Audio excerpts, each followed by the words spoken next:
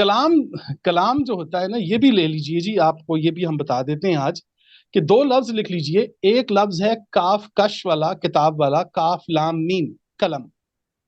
اور ایک ایک ایک جو ورڈ ہے، سنٹینس جو ہے وہ ہے قاف کینچی والا، قاف لام میم، جسے ہم قلم کہتے ہیں. اچھا، ان دونوں کے درمیان کیا فرق ہوتا ہے یہ بھی سمجھ لیجیے. یہ دونوں الفاظ، ان کا مقام پیدائش ایک ہی مقام ہے. یہ ایک ہی مقام پر دو لفظ پیدا ہوتے ہیں.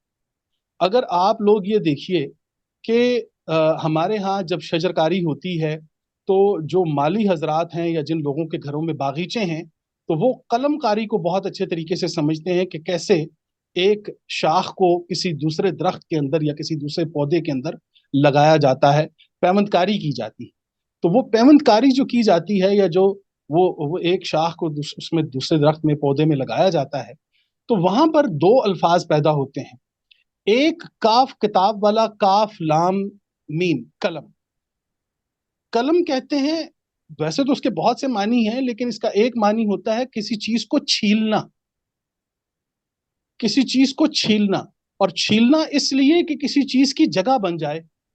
جس طرح کہ ہم اس ٹہنی کو اس انداز میں چھیلتے ہیں کہ اب اس میں نئی ایک ٹہنی لگانے کی جگہ بن جائے. تو یہ جو رگڑ ہوتی ہے، یہ جو چھیلنا ہوتا ہے اس ٹہنی کو، اور اس انداز میں چھیلنا کہ اس میں دوسری چیز اس کے اندر اتر سکے، اس کی ذات کا حصہ بن سکے، اسے قرآن کریم کہتا ہے قلم. قلم، کاف کتاب والی، کاف لام میم. تو یہ جب آپ کو یہاں سے اندازہ ہوگا کہ جب ہم کلام اللہ کی بات کرتے ہیں تو پھر اللہ کی یہ آیات اور اللہ تعالیٰ کا یہ کلام کیسے انسانی ذات کے اندر، انسان کی ذات کو، اس کے قلب کو، اس کی سماعت کو چھیلتا ہے. اور اس کے اندر اس کو چھیلنے کے بعد پھر ہوتا کیا ہے کہ پھر ہم وہ دوسری شاخ لیتے ہیں، اس شاخ کو چھیلتے ہیں، اس کی قلم بناتے ہیں، مینز کہ اس کو باریک کرتے ہیں آگے سے، اور پھر ہم وہ جو چھلی ہوئی جگہ تھی پودے کے اندر، اس کو جب ہم لگاتے ہیں، تو یہ جو ہم نے دوسری شاخ اس کے اندر لگائی ہے چھیلنے کے بعد، یہ جو دوسری شاخ ہم نے لگائی ہے جو کہ کسی اور درخت سے کٹا ہوا حصہ ہے، یعنی کسی دو شے کا الگ ہونا، یہ قاف قلم والا قلم ہوتا ہے. سر قلم کرنا بھی اسی کو کہتے ہیں کہ پہلے ایک وجود تھا، اس سے پھر گردن کو الگ کر دیا گیا، تو یہ سر قلم ہوا ہے قاف کینچی والا.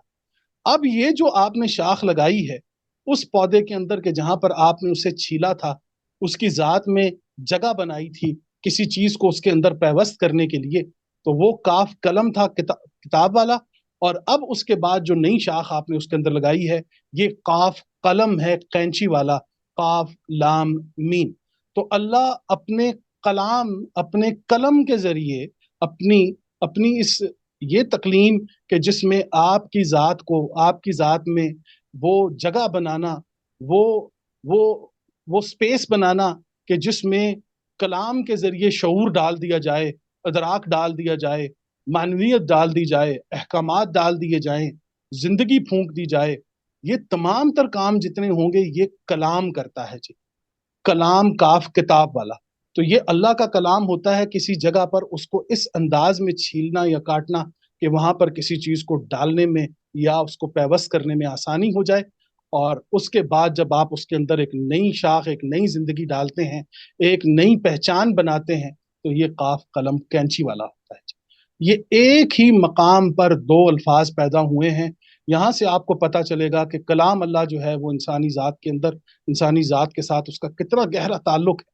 یہاں سے آپ کو پتہ چلے گا کہ رسول اللہ صلی اللہ علیہ وسلم جب اپنے قول کے ذریعے کلام کرتے تھے.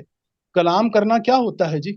کسی انسان کے ذات کے اندر موجود اس کے فرسودہ تمام تر عقائد، تمام تر چیزوں کو، کہ جتنی سابقہ اس نے جو چیز گزاری کہ جس سے انسانیت کو نقصان ہو رہا تھا، وہیں پر آپ نے قلم کیا ہے، وہاں پر آپ نے جگہ بنائی ہے، وہ پرانی فرسودہ شے نکالی ہے، ایک نئی جگہ بنا کر اس پر آپ نے وہ قلم استعمال کیا ہے جو قرآن کے الذی علم بالقلم، جسے قرآن کریم کہتا ہے کہ ہم نے انسان کو پھر قلم کے ذریعے سکھایا.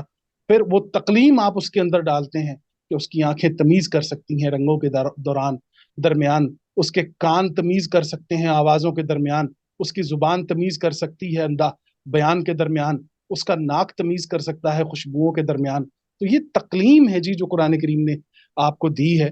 تو یہاں پر یہ دو الفاظ استعمال ہوتے ہیں اور یہ قول کے بعد کا درجہ ہوتا ہے جی.